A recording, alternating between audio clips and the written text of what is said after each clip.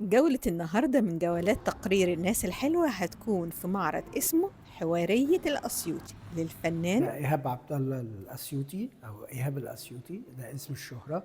أستاذ متفرغ بقسم النحت كلية الفنون الجميلة جامعة المنيا. أنا بشكر طبعا ضاي والقدير هشام قنديل إنه أتاح لي الفرصة إن أنا أعرض في جاليري ضاي. المعرض بيضم الأعمال الأولى للفنان وأعماله الأخيرة، يعني هنلاقي أعمال عمرها عدى 40 سنة وأعمال لسه معمولة ما بقالهاش شهر أو شهرين. يعني نقدر نقول إن المعرض عبارة عن لقطة من رحلة الفنان. هي ببدأ بالتمثال ده عمره أكتر من 40 سنة بعد التخرج على طول، سنة 1900 لغاية من شهرين في إنتاج 2026. ده مسميه وضع الطيران. بيمثل رجل وامرأة في وضع الطيران، لأن هو واقف على مشط رجليه. وفي وضع الطيران ده يعني هو بيحمل نفسه مسؤولية وجود المرأة في حياته، فبيحاول ان هو يجري تجاه المستقبل حاملها. يعني هي مش واقفة على الأرض، إنما هي في وضع الأنكجة مثلا وطايرين إلى المستقبل. يعني العمل ده من الأعمال برضو القديمة قوي، برضو في 1990 تقريبا. ودي أنا بسميها الحامل، ودي واضح طبعا من الحركة الدائرية المستديرة اللي موجودة في منطقة البطن. برضو الخامة بوليستر.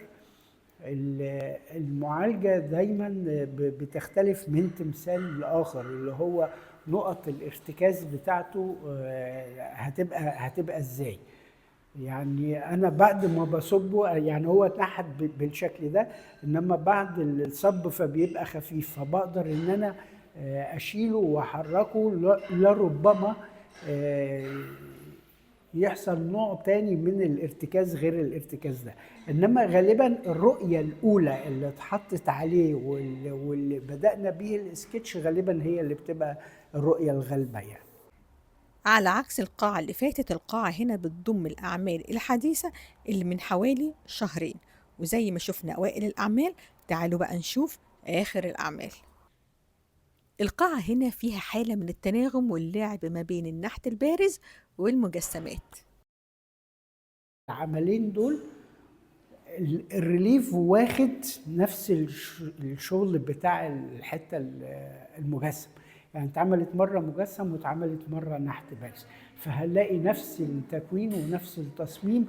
طبعا بيختلف شويه وده طبيعي لان انا ما بعملش نقل فوتوغرافيا. هو انا باخد الاوت لاين الخارجي وببدا العب فيه، بقدم رؤيه تانية. العمل ده هو نفسه العمل ده هنلاقيهم برضو شاربين من بعض قوي. فهو هو ازاي اخد الزاويه من الزوايا نحت المجسم اعملها نحت بارز. هنلاقي ده متاخد من الحته اللي ورا حضرتك، اللي هي فكره المستطيلات اللي قطع بعضها والدايره. هنلاقي ده متاخد من ده وجود الحمامة فوق نفس التكوين بتاع الأشكال الهندسية. فالقاعة هنا عبارة عن مجموعة الأعمال الجديدة 26 ومجموعة أعمال قديمة 25، وبتجمع ما بين النحت البارز والمجسم في نفس الوقت. هتفضل قضية فلسطين الشغل الشاغل لكتير من الفنانين المصريين، وكل واحد بعبر عنها بطريقته الخاصة. هنا دي قطعة من زمان وهي اللي خلتني بكمل المجموعة دي، اللي هو الصمت العربي، دي فلسطين. ودول مجموعة دول عربية في حالة صمت وسكوت عن اللي بيحصل. القطعة دي أحب أتكلم عنها بالتفصيل، اللي هي الجنازة، لأنه ده النعش. والنعش هنا فيه مجموعة أشلاء، والنعش بيحملوا مجموعة من المواطنين أو الأهالي اللي مبتور رجله واللي مبتور ايده، وسيدة سحبة بنتها او ابنها وماشيين في الموكب الجنائزي. هنا مجموعة أشلاء وهم ماشيين بياخدوا الأشلاء يحطوها على النعش. ده فكرة التمثال. وده آخر عمل كان من أسبوعين قبل افتتاح المعرض. القاعة دي أنا أكتر قاعة كنت مستغرباها. ليه بقى؟ هنشوف فئران وحيوانات. نقدر نقول إن القاعة هنا فيها حالة من المرح. هنا احنا برضو في صدد أعمال 25 سنة 25 الثلاث أعمال دول بالتحديد يعني. وده كان نوع من الكوميكس. أنا كنت عايز أعمل حاجة كوميكس كده مختلفة عن طبعي وعن أسلوبي. فعملت مصيدة الفئران، وهنشوف هنا فار من الفئران اللي هو خلاص تم اصطياده، فموجود نصه بره ونصه جوه، وقطعة الطماطم اللي موجودة. العمل هنا أنا مسميه طبق الهنا. وطبق الهنا عامل الأنثى وكأنها في وضع الفرخة المحمرة، وحواليها الفلفل والطماطم، وهي مجموعة السلطات اللي هي فاتحة للشهية يعني. وده طبق حقيقي خزف. العمل ده برضو نوع من الكوميكس، اللي هو المرأة اتحولت إلى مجموعة ثدي كتير جدا.